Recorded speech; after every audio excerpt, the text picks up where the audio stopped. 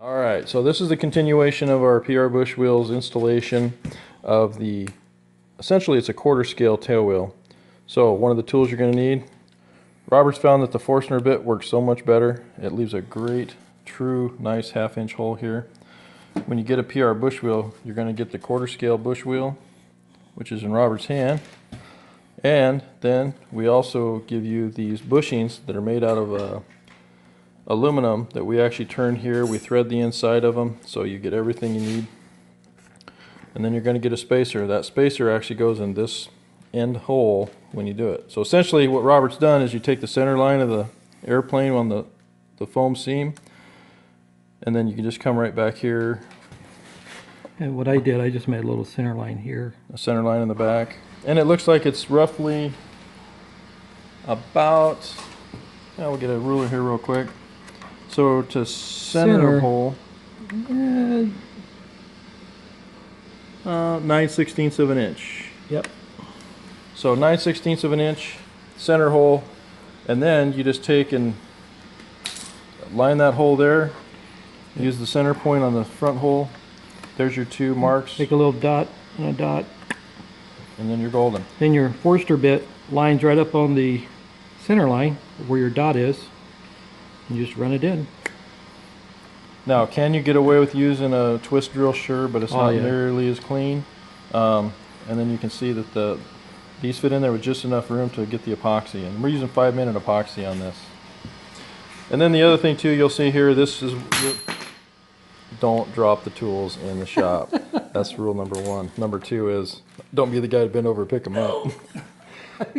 So you're going to see that we also supply with the PR Bushwheel. When you order the PR Bushwheels Carbon Z tail wheel, you get this adapter with, essentially this becomes your T-bar, which mounts right here. You get the screw through the bottom of it. So the tail wheels will be coming out here. So you got to snip your tail wheel. First thing you want to do is snip that off. And I'm going to take and grind this down just a little bit, get rid of that nub right there.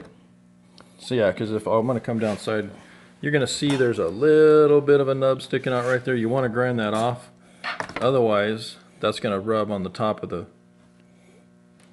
plastic piece that we've casted here right on top. So this screw essentially will enter into there. We rough it up and we do epoxy it. So this is what it looks like when you drill it, when you get ready to assemble it, and then when you're finished, the end of the tail wheel, the finished product, the tail wheel ends up right about here, maybe about 1/16 of an inch in from the end of the rudder, just approximately. So what we're going to do is we're going to shut this off. We'll come back as soon as we have some things installed. Okay, so here we're back. The next step, so what we've done is we've ground off that little tab and we've drilled the hole. We essentially used, the part. So we essentially just took the screw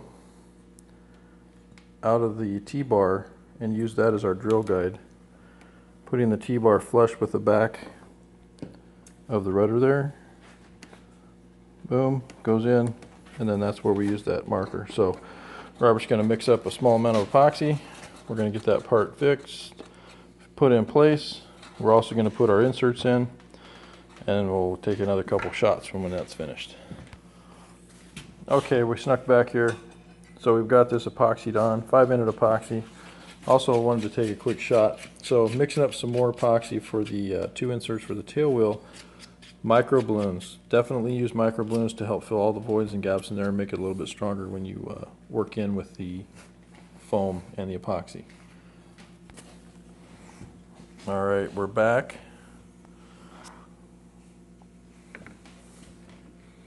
Putting in the epoxy with the microfiber, or micro balloons rather.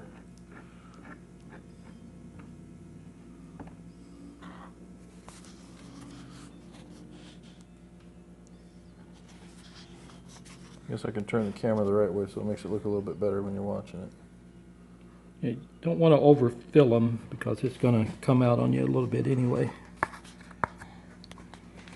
Let's see what we got here.